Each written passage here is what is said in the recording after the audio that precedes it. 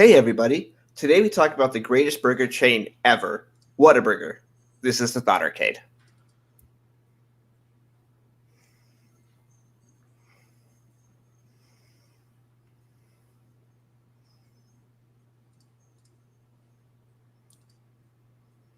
Welcome back to the Thought Arcade with your hosts Elijah, Chris, and Daniel. A couple of updates. If you haven't heard, we are on YouTube. We are on YouTube. We If are you listen getting to it. us, yeah, we're just doing it. We're just saying whatever, and we're on YouTube now. If you enjoy listening to us on podcasts, totally cool. If you'd like to watch us while we have the same discussions, totally cool. And if you want to do both, then you're awesome. Hi, Mom. I'm on YouTube. Yeah, there's We're no YouTube famous. there's no going downhill. It's like all uphill from here, and so let's just throw everything out there, and we'll be good. Yeah. Soon we won't be on TikTok. A couple of updates for you guys. We will be on OnlyFans soon, guys. So keep up. Please no. All right, so a couple of updates for you guys. I was cruising around the interwebs. Actually, I went to a CVS and then I located on the interwebs so all of you cool people can see it. Oh my gosh! They came out with these Wendy's Baconator Pringles. Why is it only 2 stars? That sounds amazing. Yeah, let's read these because it is pretty rough. They must have put the Baconator chips in another can. This is what they meant to say. These people are trashing them. So I walk into a CVS and I'm like, what in the world? I would put 0 stars if I could. Wait, hold on. Was that saying tastes like burnt popcorn and smells like it too? Oh, dude. Try at your own risk. There's these Blaze that we tried. Blaze came up with like those like yearly flavors, and we tried. We tried the kettle chip one, and they were. It's Nashville hot chicken. You tried that? Yeah, it was disgusting. Oh my god. Okay, you got 1 5-star here. Great idea, great packaging. That's it though. Nothing about the taste. Best part is the photo on the can. These people are trashing it. So I don't know. I was like, this happened during all of the craziness, and it doesn't look like it's kind of bad that they have the rating on here and it's kind of so low. Real quick, Daniel, can you make an account for us and write a review and just put the GIF from The Office saying "boom roasted"? Yeah, dude. I mean, these people are mad. I didn't know you could review Pringles on Pringles. Now I'm gonna go read reviews. You can review everything.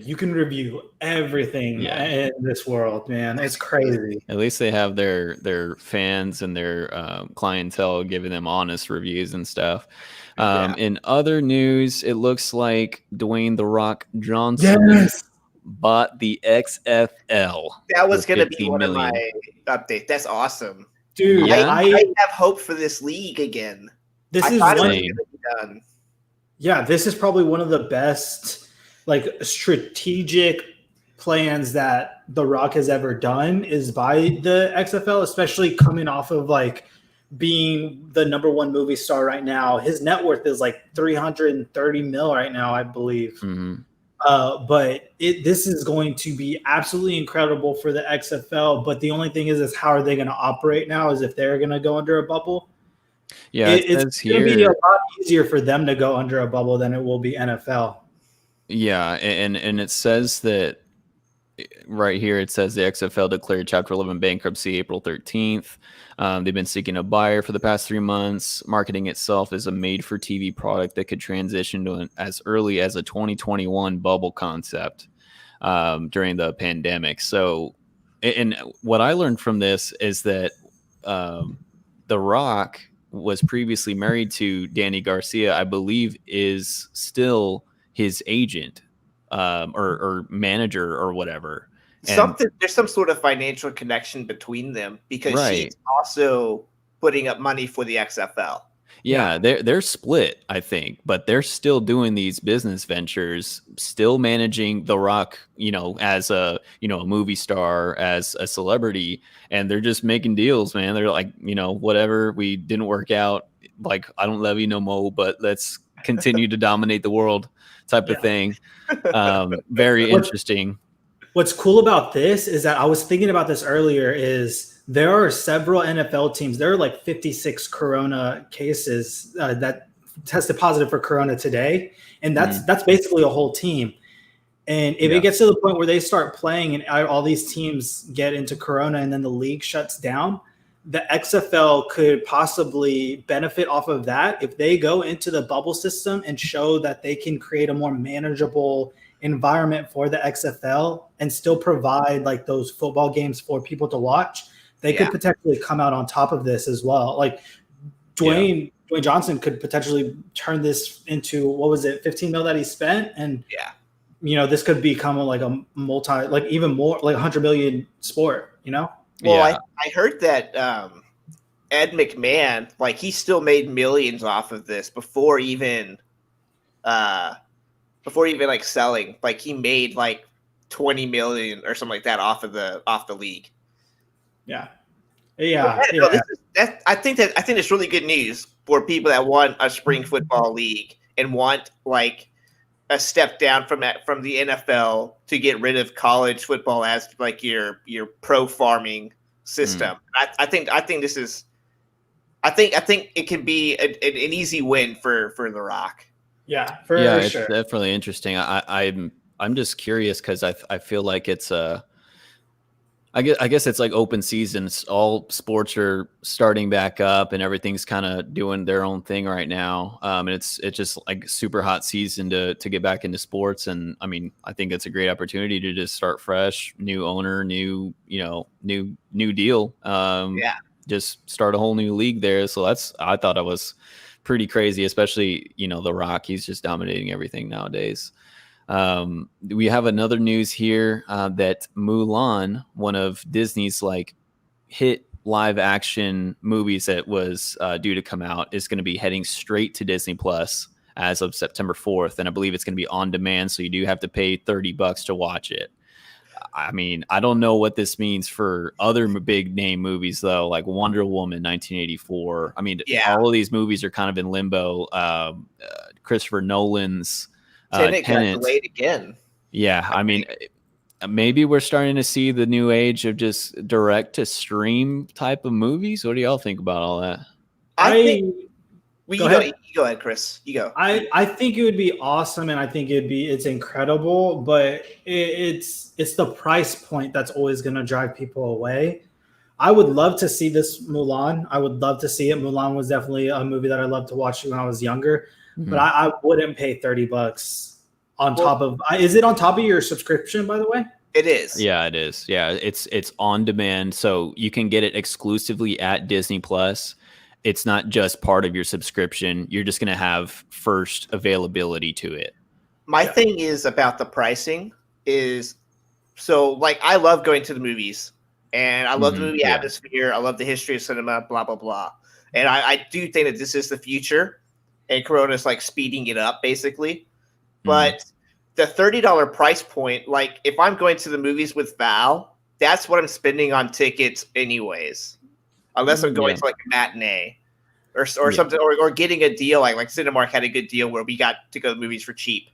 Yeah. And so like the price point can be speculative, but I think a $30 direct to view or whatever, I think that it's not out of reason. Yeah. I mean, it's the convenience that people are buying, so it's good. I guess, I'm seeing it from my perspective.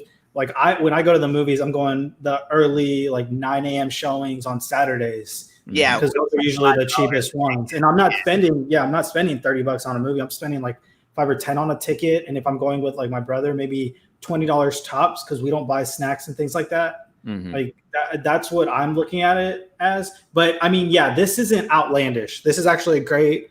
I think more movies should do that. But I feel like for Christopher Nolan's Tenet, I feel like for that movie, the director, producer, the whole movie company are going to want that experience the movie theater brings, which is why they're delaying it indefinitely.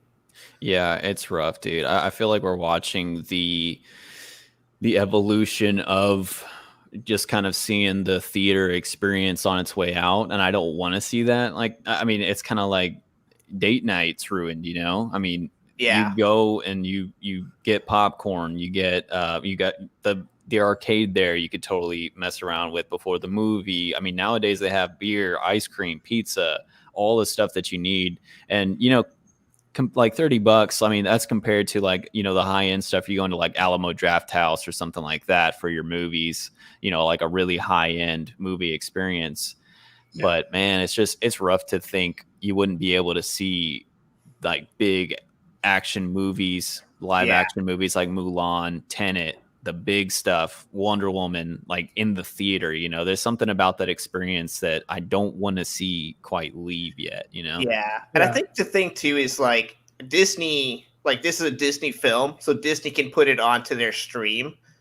So like something like Tenet, they would have to go outsource and sell their rights to like Netflix or Hulu or whatever. Well, yeah, that would theoretically that'd be on HBO Max. That's their newest streaming platform for Warner Brothers. So, but it's like, but do you even want to do that? You know, do you want to get that into the theater and hit it as a blockbuster? It's a Christopher Nolan film. You're going to make money off of that thing, and then to think this pandemic is keeping you from getting that optimal release, it's like, I don't know.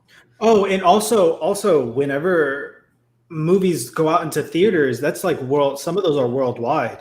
Well, most are worldwide. Well, like subscriptions, some regions don't necessarily have subscriptions, like those subscription-based services like China. Because I know China doesn't even have Google. They use their own service. Like they won't allow you to use Google. Yeah. And so I know HBO, like HBO Max hasn't necessarily ventured off like worldwide yet or anything like that. I'm not too sure about Disney, but yeah, you're right. There are certain streaming platforms that just haven't ventured out as far.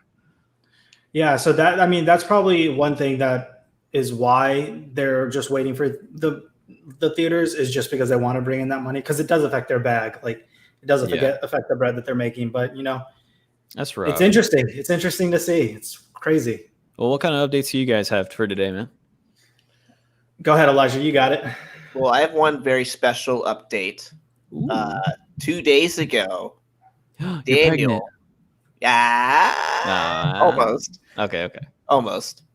Daniel turned 30. Oh, no, I didn't, bro. You did it?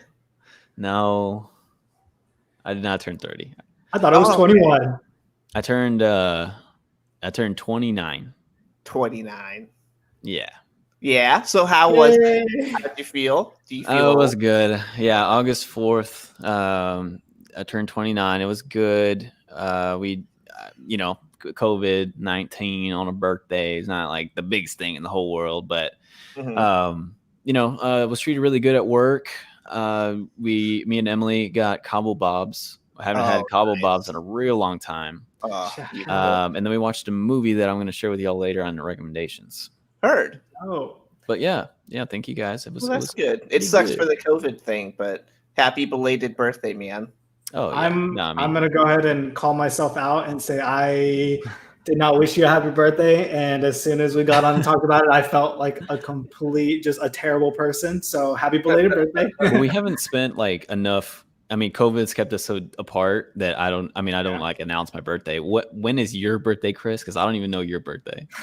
November 11th. I still got some time. Okay. Yeah. All right. Cool. Veterans Day. Yeah. Oh, I know. Very nice. Yeah. Very nice. All right. I think that's the only reason why he remembered. But I have a few updates. Yeah. One of them is I turned in my last exam on Wednesday. Nice. For my associate's degree. So I'm done with classes. I still have to wait to get graded on it. So hopefully I get a grade this weekend. But aside from that, I am done. But you turned it in. I mean, that's like half the battle. That really is. I didn't realize how like relieving it that type of thing feels. So like as soon as I sent it in, I just like sat at my like desk computer and I was like, I took a deep breath and just excitement.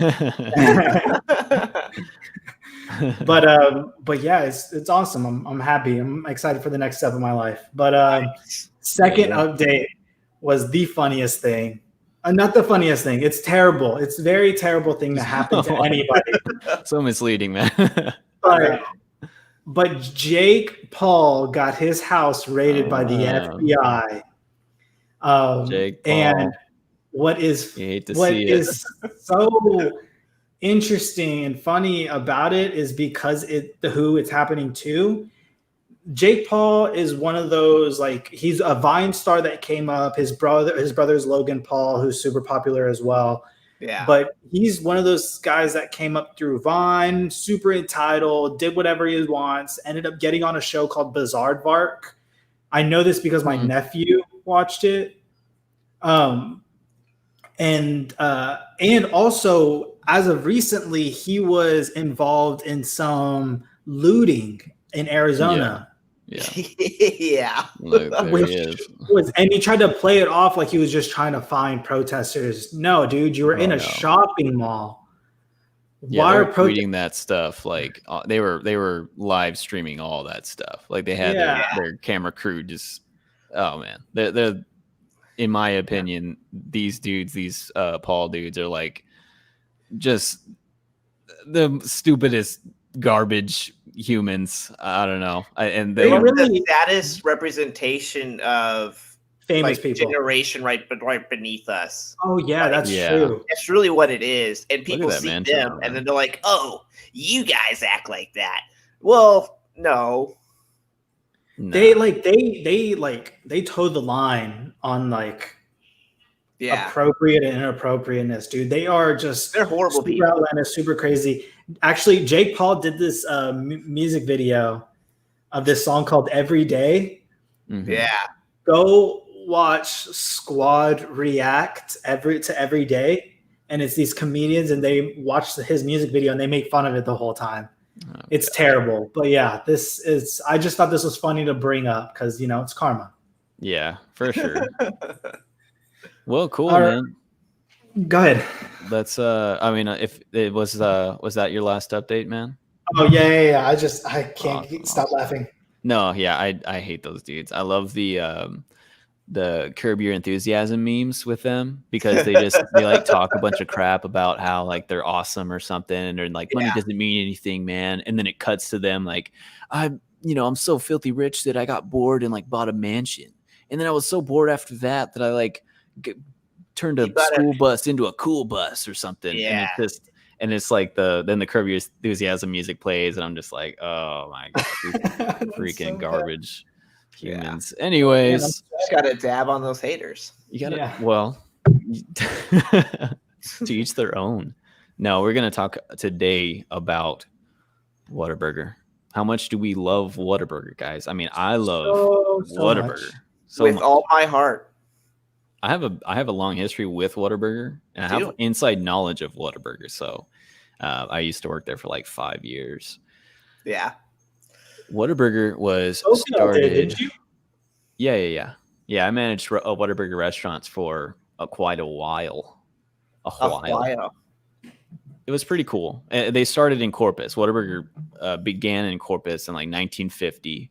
Me and Elijah from Corpus, the OG. I mean, I love celebrating its 70th anniversary like this month. Which is like how it coincides with this. This is great. Yeah. But why don't you, Daniel, break down your history with Whataburger and what you did? Well, I mean, growing up in Corpus, dude, you literally have Whataburgers on every corner. I mean, if I pulled up, I mean, I could even do that right now. I wasn't planning on it, but I could pull up a Google Maps of Corpus Christi. Whataburgers, and dude, it would fill up the whole screen. Yeah, it's one on every street. Yeah. So you know where the like OG one was started, and then you also know the other ones. Like they have an A-frame Whataburger, and I had the privilege to work there for quite a while before I moved up to Austin, and then I actually opened up a restaurant close to the university there in Corpus Christi. Yeah. And that one was crazy because it was a bunch of just drunk college kids getting Whataburger. Yeah. Yeah, it was absolute nightmare. I have a bunch of stories.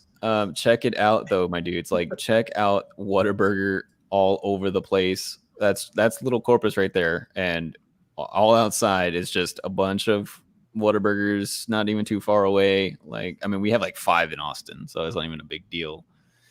Yeah. But man, Whataburger has always been a go-to. Even before I worked there, it was just a good like high school stop. You know, you get whatever you freaking wanted. It's absolutely incredible.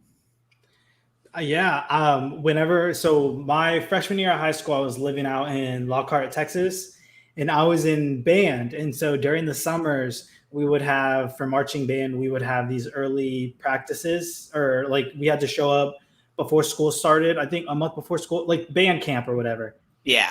You went to band camp. Yeah, I went to band camp. This one time at band camp, we went to Whataburger actually. Hey. No, but where the high school was like right down the street from a Whataburger, and we'd always get an hour for lunch. So me and a few friends, like we were, I was on the drum line. So me and like the drum line, we would go to Whataburger. We would go to Dairy Queen first. Loser. Then Whataburger. Well, that's because we didn't have the Whataburger at first. Then Whataburger opened up like a few days later. Mm-hmm. We started going to Whataburger. Oh man, it changed our lives. I had so many like fun experiences. I hung out with all my friends there. It's like the go-to place. Oh man, there's nothing like it. I mean, it's I don't know how would you describe it, Elijah? It's like, for me, it's kind of a borderline fast food, borderline restaurant. Exactly. It's not quite fast food, even though some people treat it as fast food or categorize it as that. It's not, I think of it as made to order or quick, or it's like short order cook type restaurant where everything literally is made fresh in house. As soon as you order it is when we start making it. That's how I would categorize it. And it's just like, it has, the reason why it has such a good following and even like a cult status following is because of how they brand themselves, but also like their food they have there is the best. Oh, it's top notch. And compared to what, McDonald's burgers, Burger King burgers, these things are huge. These things are, I mean, they're two-handers. I mean, these things, whew. I'm getting hungry already. The Guy Fieri hunch whenever you get one. Yeah. You got to do the hunch over. I mean, not to mention these things are extremely customizable. So you can, I mean, they're famous for their a bajillion combinations. It's like 16,500 ways to customize your sandwich. Yeah. So you can literally do whatever you want to it. It's amazing. And they add stuff all the time, like this new pico de gallo burger. So that just adds in, they have pepper jack. It has cilantro lime sauce with pico de gallo. There's 3 more ingredients to multiply onto all of those other combinations. I mean, they're constantly stepping their game up.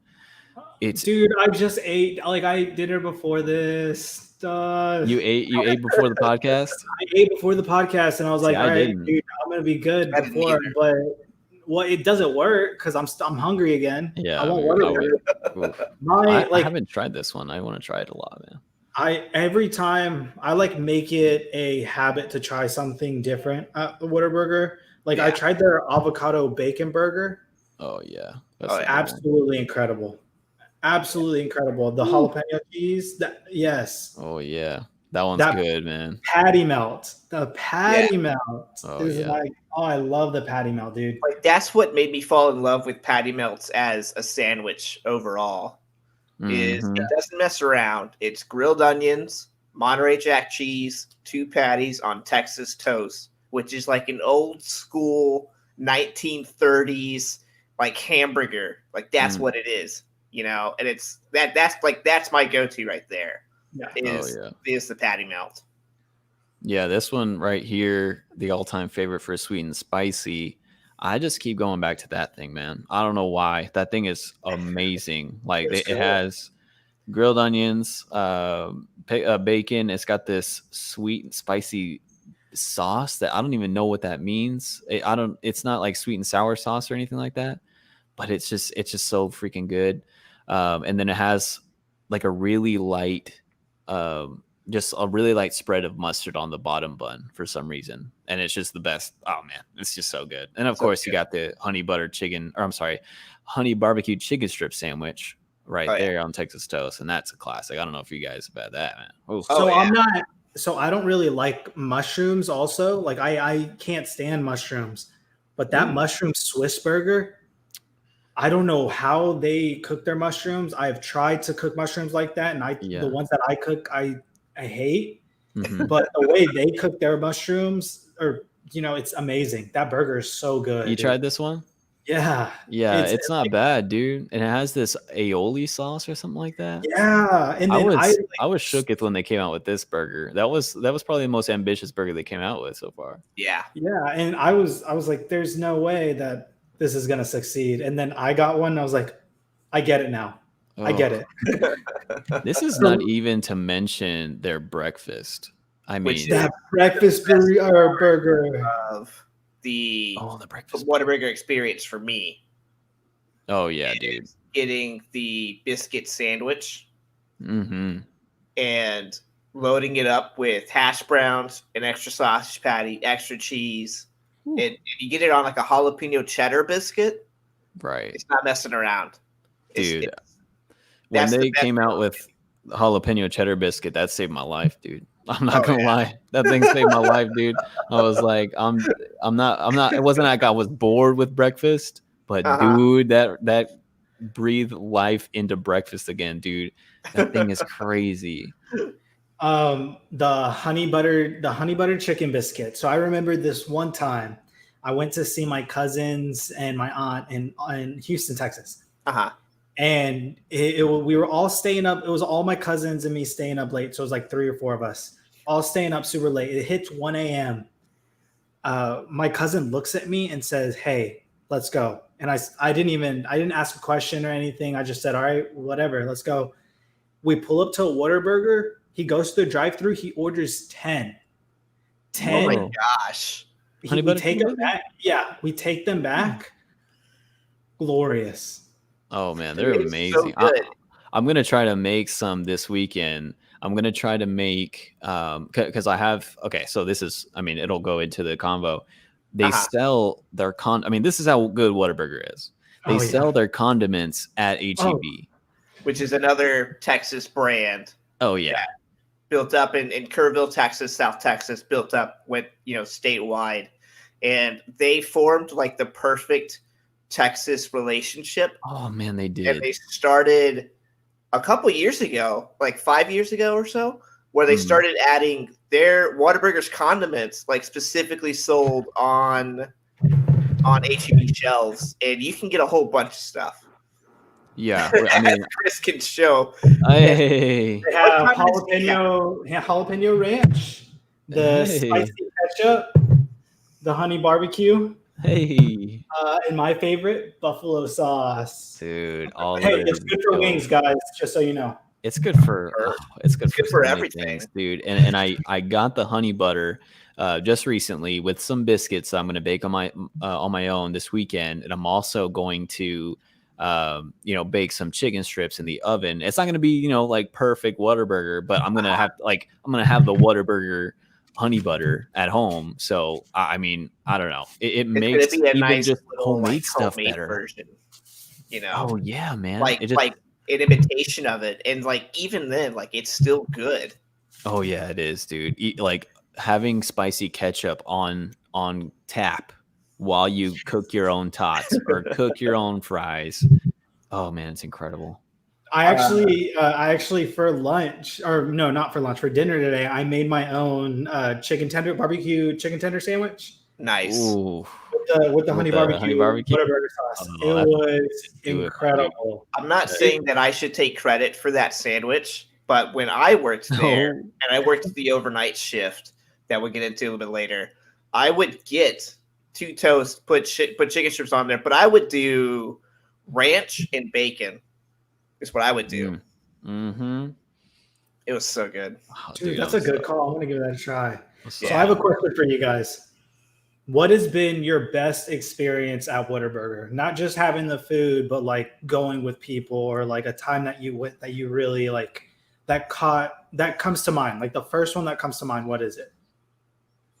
Oh, it's so many, dude. It's so There's a lot. many because That's the thing is if you're from Texas, especially you two, since it originated in Corpus, you have a ton. Like there's not just one. I I mean, think there's two place that is stand timeless. out for me. Let's hear Like it. right off the bat. The first one is me, Daniel, and Emily.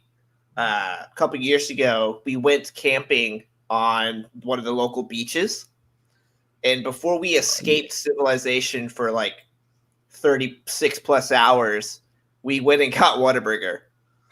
yeah, We got It like was some it. chicken strips, a bunch of gravy, some burgers, and we went out there to the beach. We set up our tents and we set up like a big table.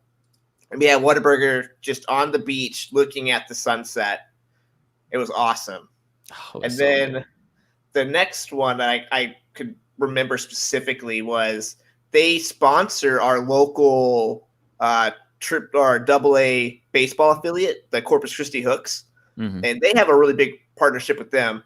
And like there's a Whataburger inside the park. And I just remember whenever I first, like one of the first times I went out there, I went there with my dad, and we went and had Whataburger, and we went and watched, a Hooks game. And it's Dude. perfectly built, like right over the bay, so you see like the big cargo ships coming in and stuff like that. I don't know. It was just one of those things.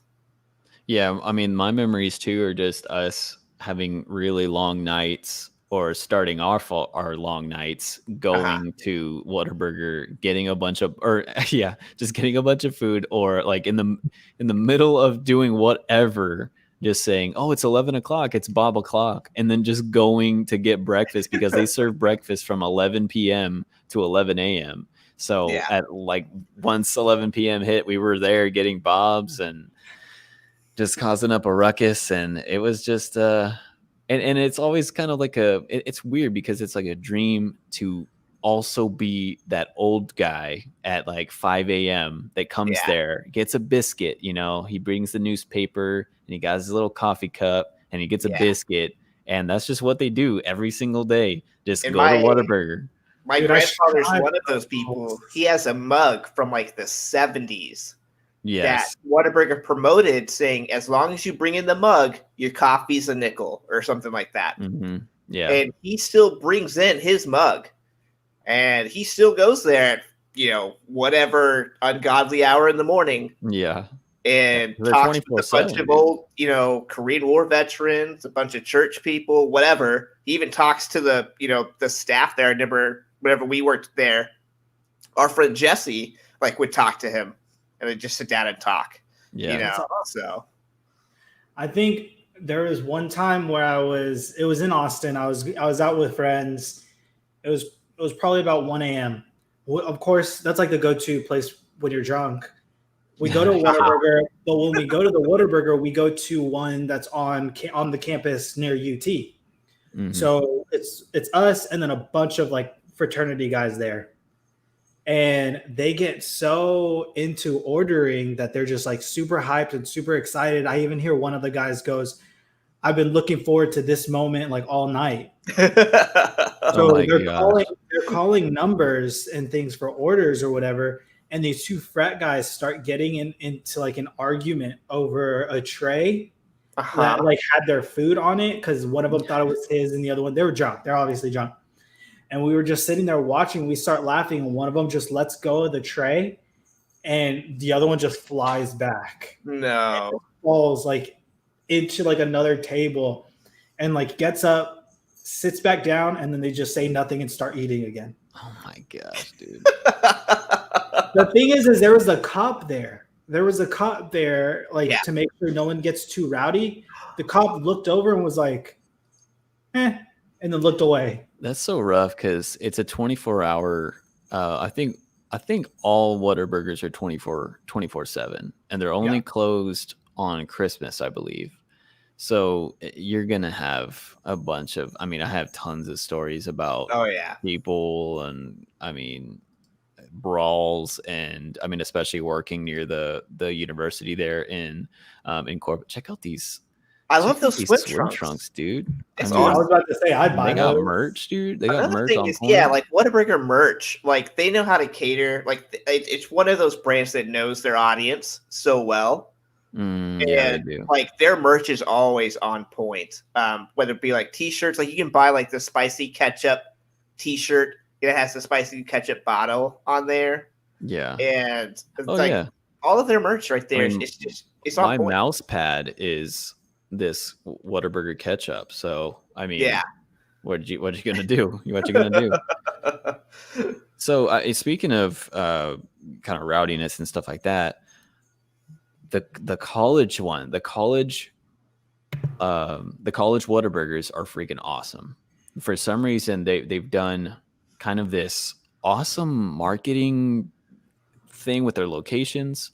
Like there's some in Aggie land where they have the maroon stripe across like the side, and it doesn't like match anything. I mean, it's orange and white, and they have this maroon thing that says A&M and stuff, and like all restaurants in College Station are just way better than every other place that I've ever had for some reason. Subway, Chipotle, Whataburger, Chewy's. I mean, dude, College Station just knows what they're doing. They do it right all the time, and especially those Whataburgers there, like in the college towns. There's a Texas State one that also has that stripe. The one that we opened at the college down in Corpus has the Islanders stripe, and I don't know. It's crazy what they've done. At Texas Tech that has the red Raider stripe, but then there's another one in the Panhandle, like near Midland, where the ceiling is like a Texas night sky. Like it's painted with like constellations and stuff. It's got like a cowboy on the sunset. They have that's so dope. Like oddly custom Whataburgers that you can just scope out. Yeah. And I bring it up because as of recently, they announced that they're going to roll out these new looks for their stores.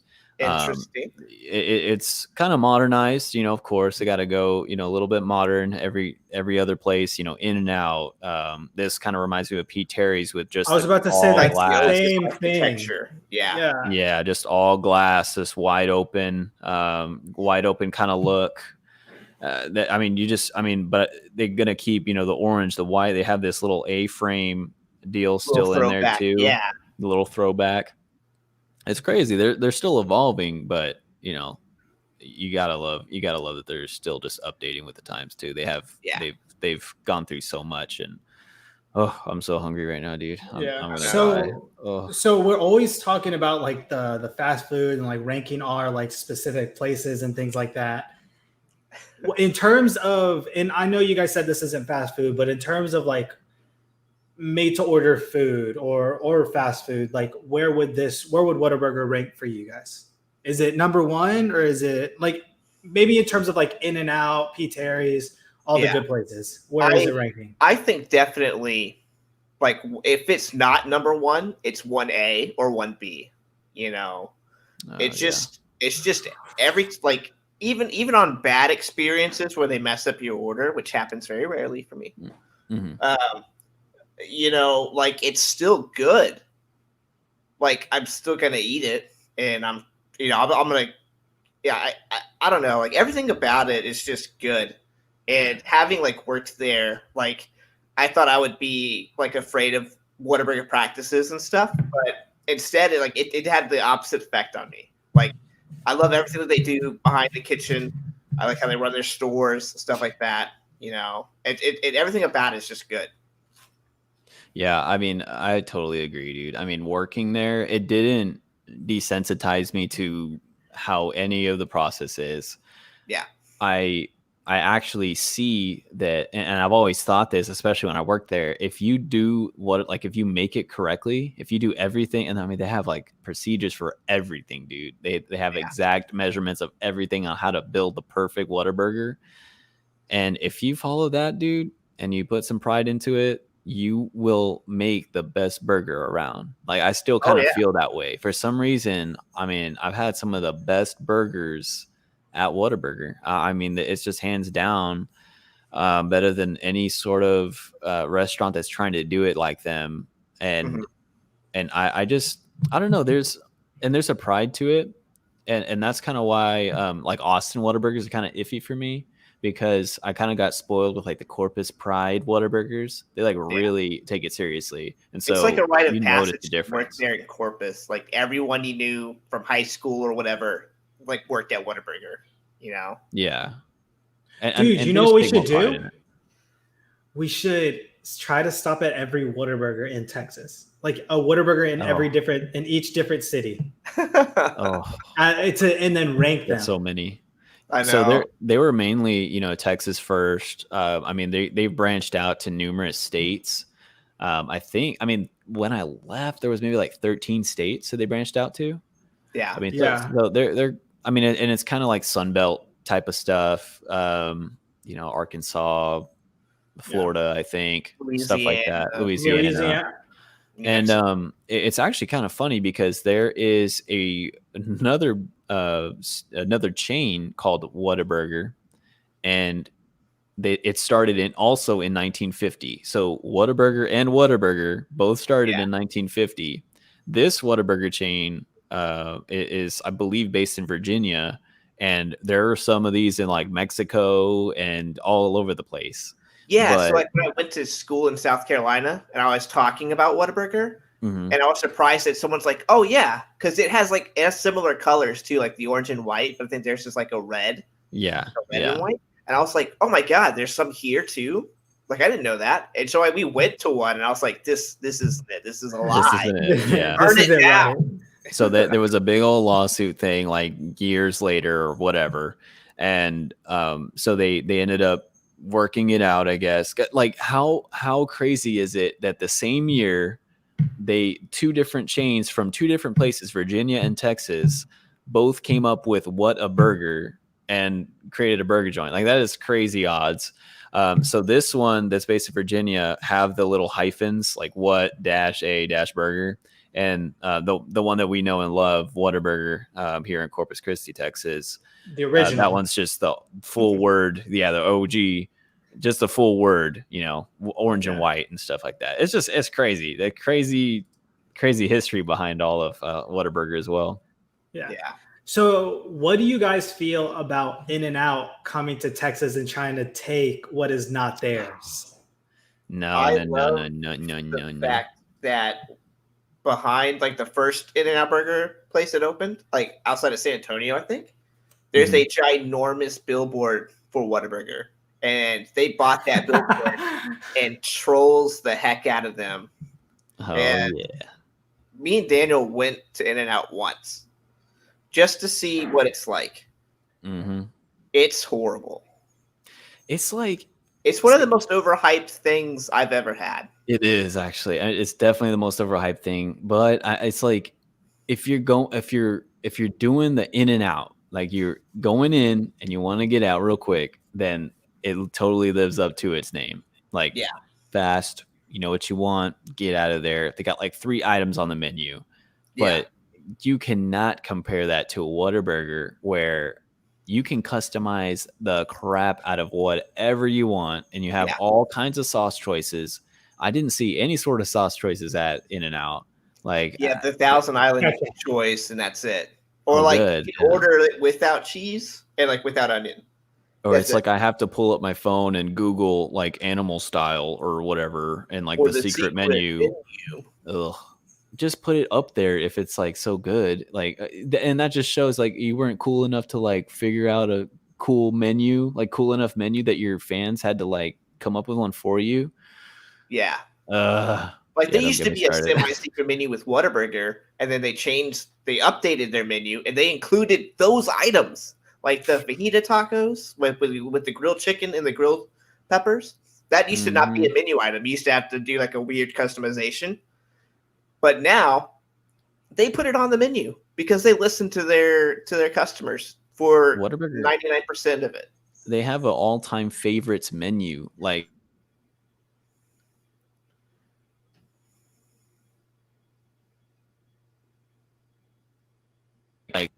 crazy, dude. That fires me up, dude. I don't like In-N-Out. All right, they're so lame, man. It's so bland, so uncustomizable. And then they have the worst. Taste good. They don't taste good at all. They suck. Okay, good, Chris. I thought you were like about to defend them. Fry ever, which is the crinkle fry. Yeah, everyone hates the crinkle fry. It's the McDonald's of French fries. Get it out. They weren't bad. It's just like, why the crinkle fry? Like, like why? So let me tell you guys this. I was born in California. When I lived in California, I lived there until I was about 5. I did have In-N-Out when I was younger, and I thought it was absolutely amazing. Moved to Texas, had Whataburger, experience what true love was. Oh yeah. went back to California when I was about 18, 19, lived there for about a year. Everybody I was with was from California. So every late night they'd be like, let's go to In-N-Out. And me, of course, being the Texan, be like, no, let's go to Water. Oh, wait, never mind. Let's go to In-N-Out. We would go to In-N-Out, had a burger, and I always finish food. Yeah. Like their burger was so dry. Yeah. They had I did animal style too.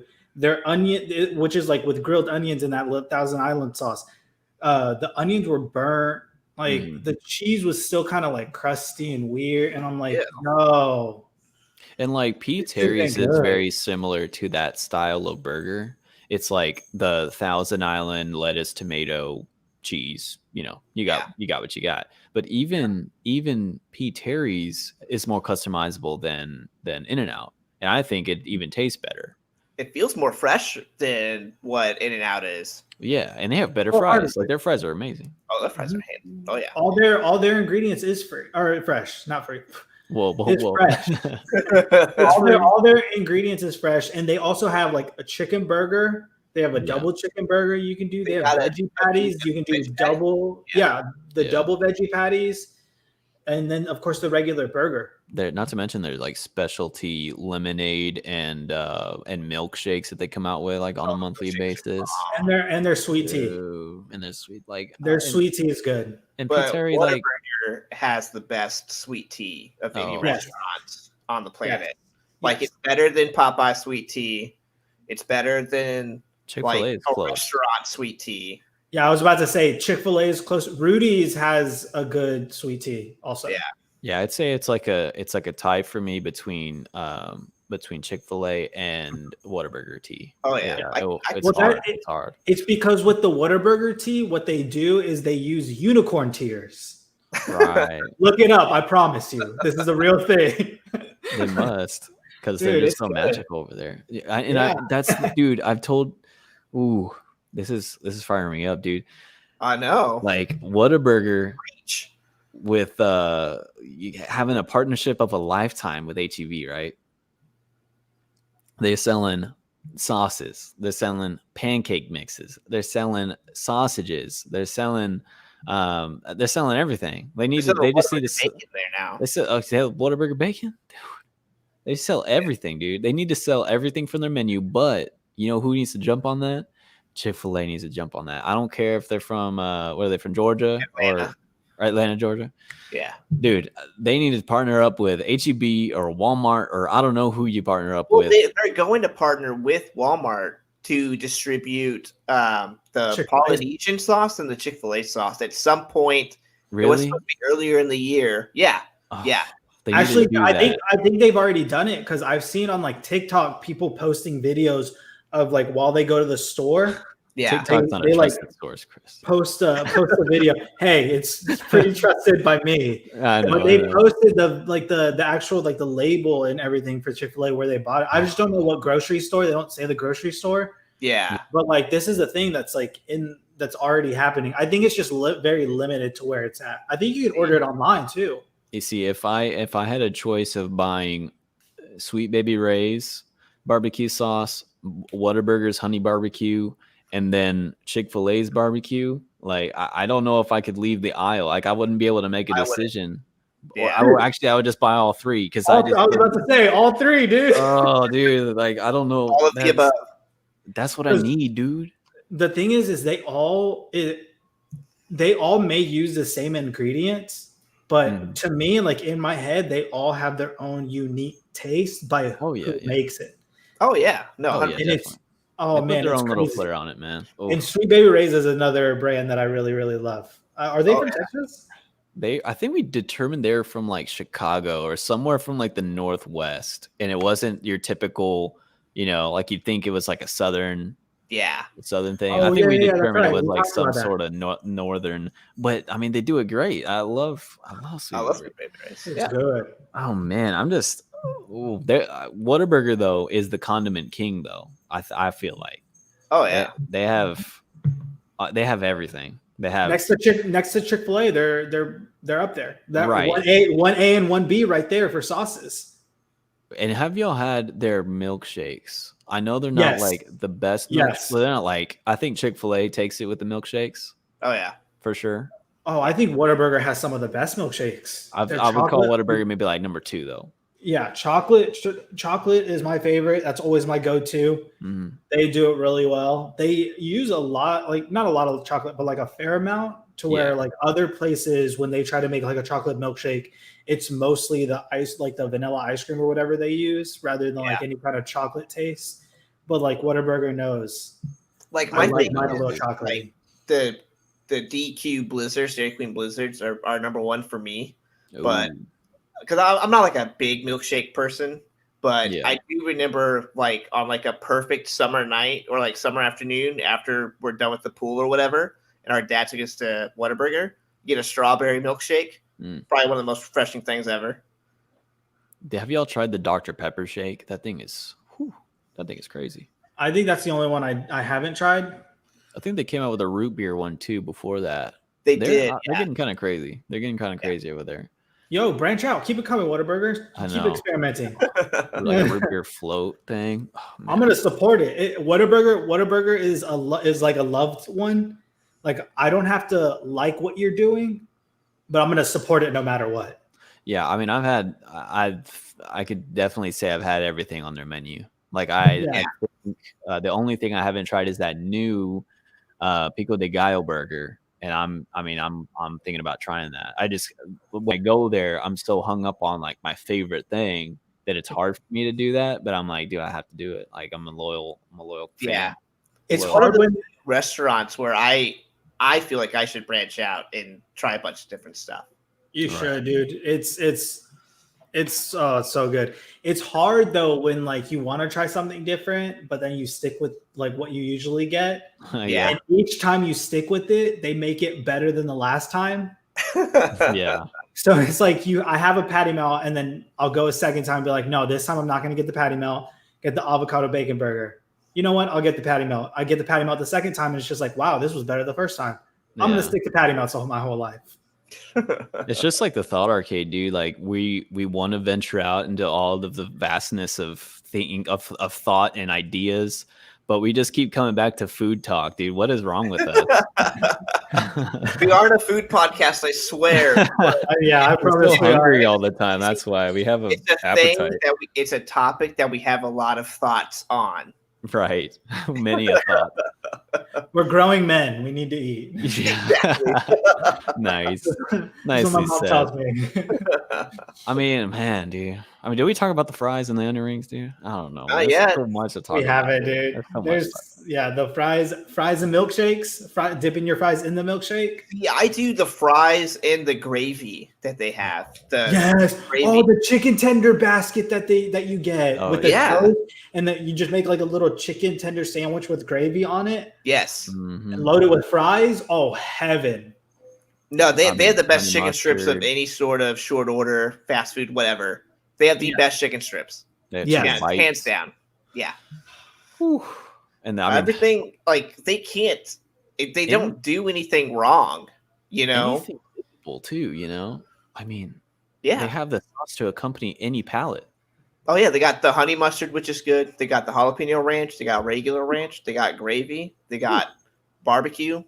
They got honey barbecue. I mean, They're the Yeah, they're yeah. the only place I know that has ketchup and spicy ketchup. Like, Dude, they did it right when that. So I didn't even know. See, that's the thing about Whataburger, dude. You don't even know what you needed until they gave it to you, dude. Like spicy ketchup, dude. Where have you been all my life? it's like Target. It's like you don't go into Target knowing what you want to buy. Target yeah. tells you what you're going to buy. Yeah, That's dude. Whataburger with sauces. Like, you don't go into Whataburger and say the sauces you want. Whataburger tells you what sauce you need. That's Yeah. exactly right, dude. Exactly. That's exactly right. Yeah. Oh, I'm But gonna yeah. not. Oh man. All right. Yeah, I need to eat. Maybe we should just jump on our rants and recommendations. Well, real quick, I have a really quick topic. story to tell about my experience at Whataburger when I worked there. So I usually did the early bird shift where I worked from 6 or 10 p.m. all the way up until 6 or 10 a.m. the next day. Mm-hmm. And it's a really good shift because it was basically me in the kitchen cooking whatever I wanted to do, and I learned how to cook. So, but one night on like this random like Tuesday night or whatever at like 1 a.m., this little bitty biker gang came in. You know, pretty typical fare actually for that time of Whataburger. But but there were these two people that came in, and it was a bride and groom. Nice. They had just gotten done with their ceremony and gotten their marriage license or whatever, and they came to the Whataburger, and it was like 6 people, and it was like a bride in like her outfit on her bike, you know, coming in. And that's at 1 a.m. for Corpus, man. That is typical for Corpus. And so she was like, "Give me a double meat, double cheese," and I was like, "You got it." And I remember like crafting it, you know, making sure everything's perfect, you know, for her on her wedding night. So I'm not saying that her husband was the best thing on the wedding night, but I'm pretty sure that burger was. Oh,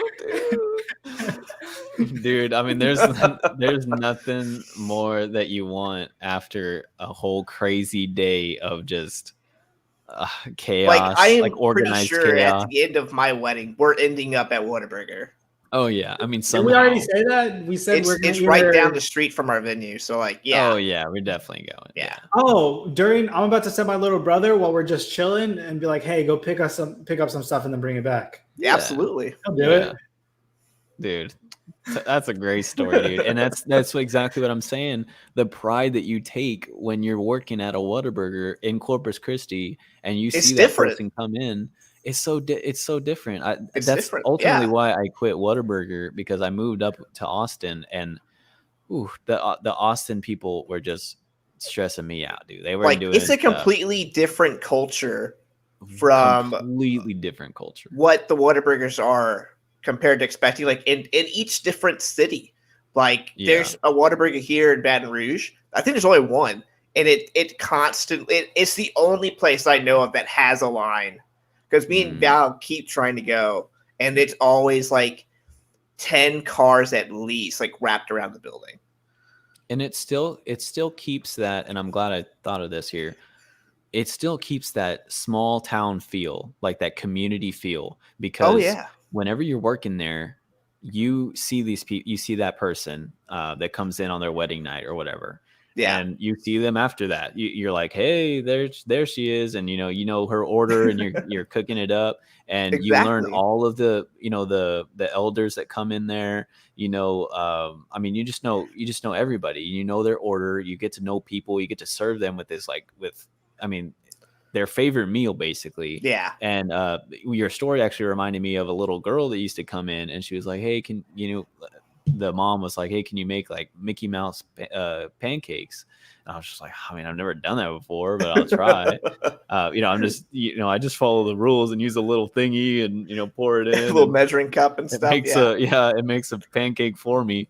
But you adjust, and you just like, it still has that community feel to it. And it's so great. One of the few times that I was able to work with you and Jesse, which was, they're always the best shifts, and that's where we always got the best reviews.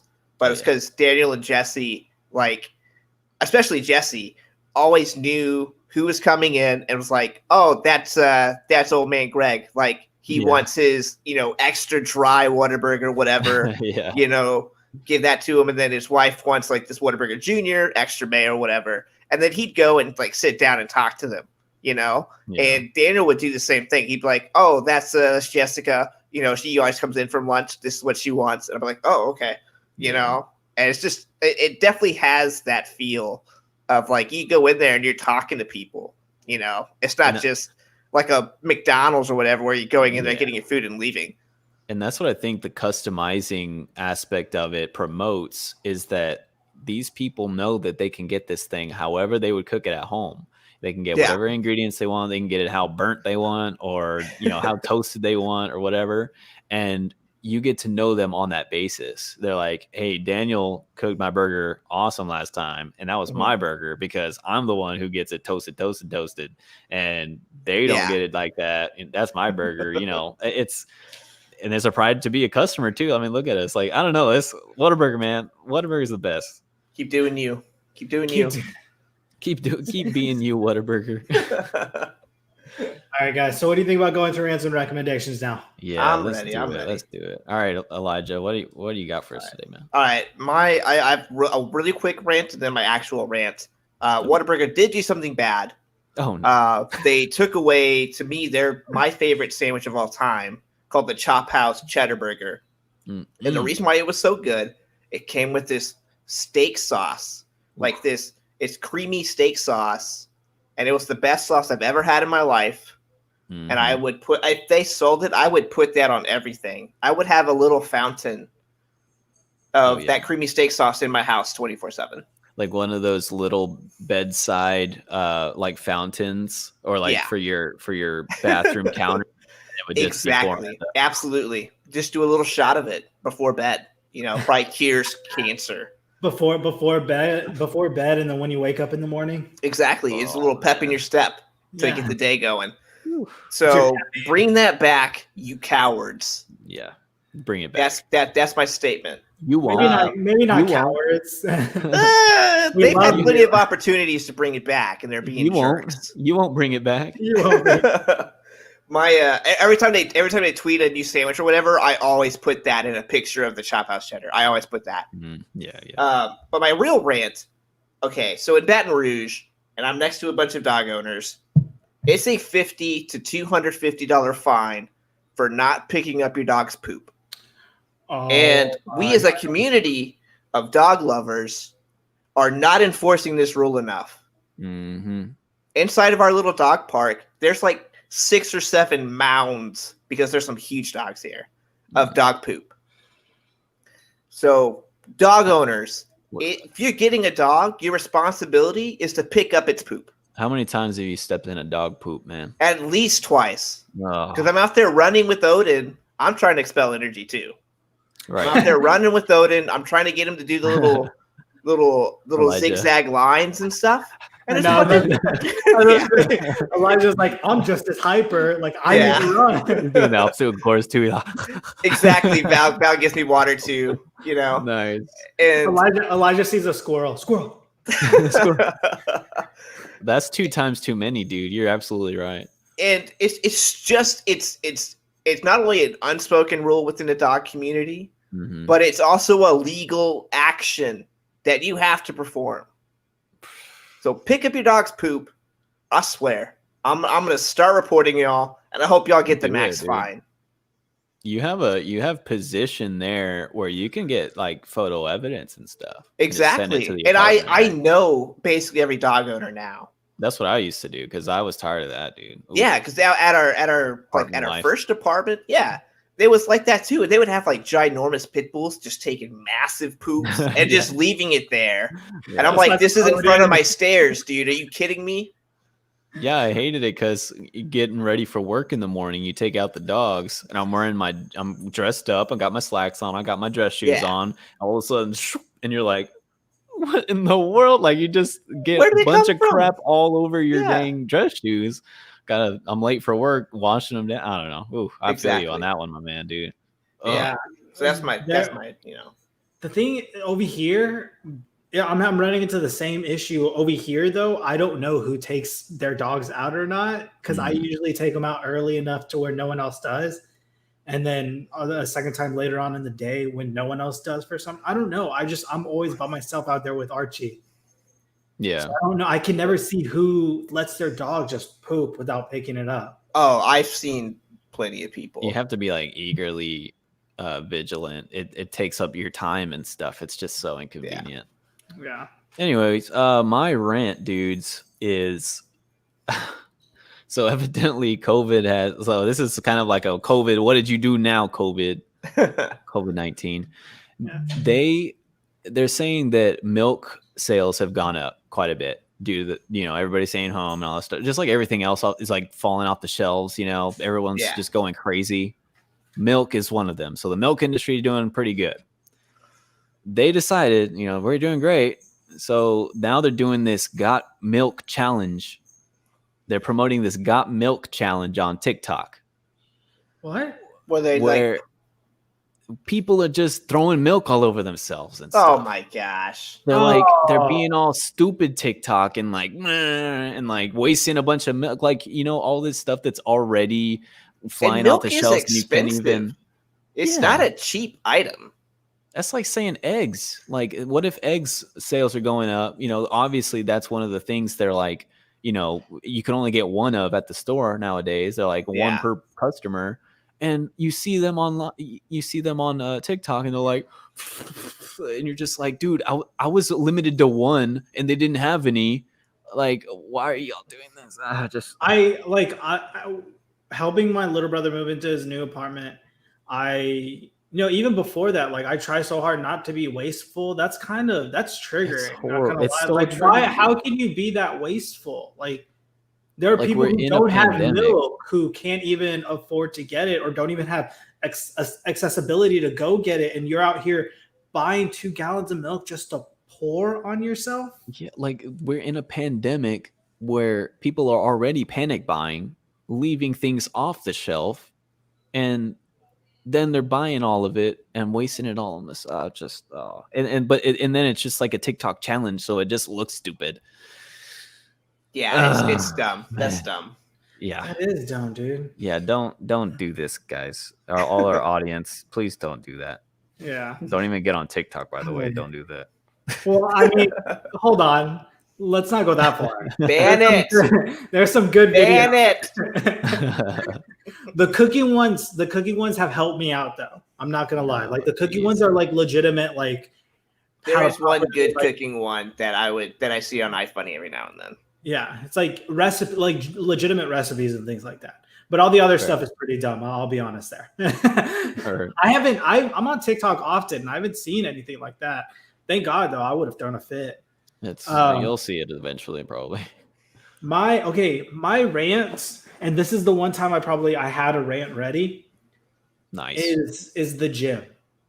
Ooh. Interesting. And it's because people are still getting, and I can kind of understand why Texas is getting screwed by Corona right now. People are getting real comfortable. They're going maskless. The biggest issue that I'm having, though, is people aren't wiping down their equipment. That is as much as they were before. So anytime I'm using a bench, and more people are going because it's coming to the point where school is starting. All the students are coming back. The gym I go to happens to be one that's student heavy. Yeah. All the students are coming back. So there are a lot more people coming in. They'll use the equipment. They won't wipe it down. So then I'll get to it. I'll see this huge sweat stain. And it's the only mesh left. So I have to wash it. Pre-COVID issue though. I know. It's one of those unwritten rules. And sometimes it's stated on there too. Like most gyms. I can't stand be courteous to the person behind you. Right. Yeah. No, you're right. It's an unwritten rule before COVID, but now more than ever, even with COVID going on, we should automatically we should go to an extreme to make sure everything's clean. Yeah. Straight to the point where we're getting too comfortable at the gym now to where they're just kind of brushing it off and going back to old ways, which is going to come back and bite us in the butt again. Yeah. I hate that. Even at my little bitty apartment gym where it's literally me and maybe 3 other people. But they have extra cleaner out there for us, and they started adding hand sanitizer. And even between dumbbell sets, I'm spraying hand sanitizer, on the dumbbells. And one of the guys who I see work out a lot, he brought his own little squirt bottle of alcohol, rubbing alcohol. Yeah. Yeah, I think that a lot of the info that's coming out is that the younger population isn't necessarily as affected by it as the older. So as long as we keep the older people out of the gym, so I think a lot of younger people are saying, I'm not going to be affected by this, so they're not taking it as, seriously. That's rough. Yeah. That's rough. Yeah. But yeah, there's my rant. It's a good Fair rant. enough, my It's dude. a good one. All right. All right, Elijah. So softer things. Yeah. Well, my recommendation is, so I'm one of those workout warriors that uses an arm sleeve. Nice. Because it helps with recovery and has good compression, and I like compression. Plus, you just look cool.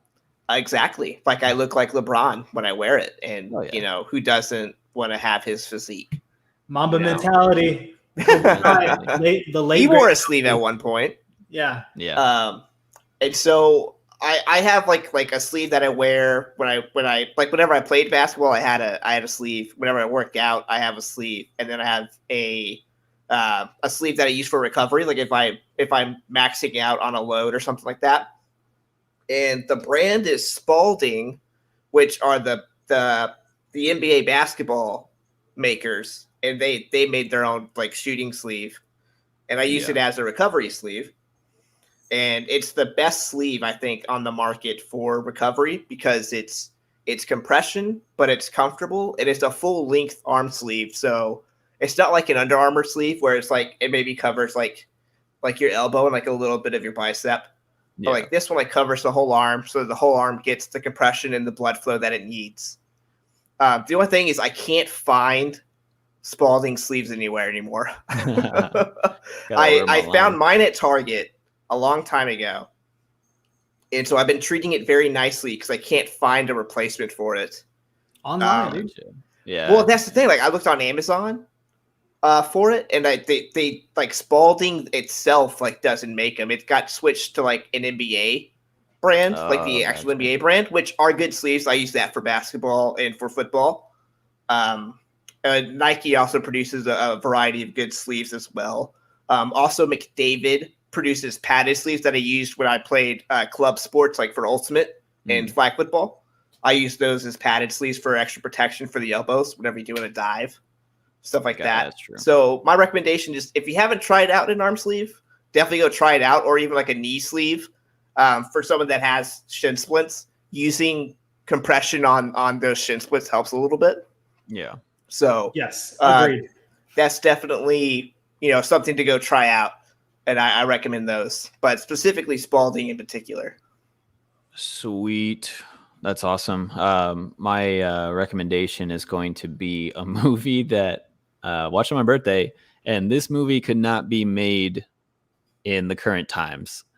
It is, I don't know. It's Rush Hour, and I'm sure that Rush Hour 1, 2, and 3 are all like this. But we watched the first one. I hadn't watched it in a long time. I remembered a bunch of it though, and this movie could not be made in this day and age. It's black people making fun of Chinese people and Chinese people making fun of black people. And, Jackie Chan and Chris Tucker are just hilarious in the movie, in my opinion. But it did make me kind of look at it and like, am I offended? Like, I was living in today's standards a little bit. I was like, am I supposed to laugh or am I offended? I was like, dude, screw this weird world that we're living in right now. This movie is like still kind of funny to me. It couldn't be made today, but it's freaking awesome. Oh, dude, I love that movie. Do you understand the words that are coming out of my mouth? Yeah. Nobody understands the words that are coming out of your mouth. Yeah, it's great, dude. Dude, it's a quality movie. And the bloopers are top notch too. Yes, dude. They play them at the end of the movie, like after the credits and stuff. Dude, I didn't see that one coming at all. That's such a good movie. It's great, man. I have 2 recommendations. The first one being a Netflix show. It's going to be Down to Earth with Zac Efron. And I know like everybody thinks like Zac Efron, Disney dude, obviously he's going to do something where it makes him look good or whatever. This show he did with Darren Oyland, who's like this health expert. It's actually really good. And it kind of gives you a little bit more insight on who Zac Efron is, like actually an actual person, like beyond seeing him as an actor. Yeah. And essentially what they do is each episode, I've only seen the first one, which is where they go to Iceland and like embrace the culture, but they basically go to like different state or like different cities, different countries, And they like embrace the culture. Like they go through and they are like actually living through the culture, going through what these eating the foods. And like, it's so good to see Zac Efron do something that's kind of like outside of his element. Kind of like, what is it? Bourdain? I forgot what his first name was. He recently passed away. Anthony Bourdain? Yeah. It's kind of like what Anthony Bourdain did. Gotcha. So it's really cool. And the ultimate mission is to find a more sustainable lifestyle that he could bring to the United States, to like the US. So it's super dope. Definitely recommend seeing it. It's very insightful, like oddly enough. He does bring a health expert. So I know information coming from him, you might take with a grain of salt, but he is bringing a health expert. So that does also help his cause. Second recommendation is going to be a fellow podcast. I recently listened to an episode from Fat, Drunk, and Stupid. I listened to their episode he did with Dags from the Amish Baby Machine Pop Culture Podcast. Quite the title. It was a good episode. A lot of the things that they talked about were very powerful because they liked Dags from the Amish Baby Machine Pop Culture Podcast. Really love saying powerful.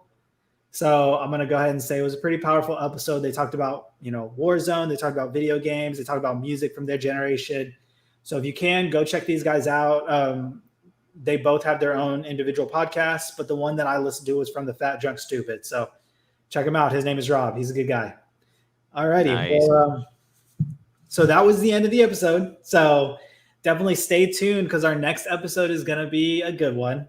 Elijah's going to watch Up for the first time. I'm not looking forward to it. We're going to review it. He's going to cry. We told him he's going to cry. That's why he hasn't got the webcam, because he doesn't want to cry on stream, bro. Exactly. He's waiting till after we do this episode. But also, if you can, go ahead and take a listen to some of our older episodes. They're also good ones, too. And we'll talk to you guys soon. This has been another episode of The Thought Arcade, guys. Bye.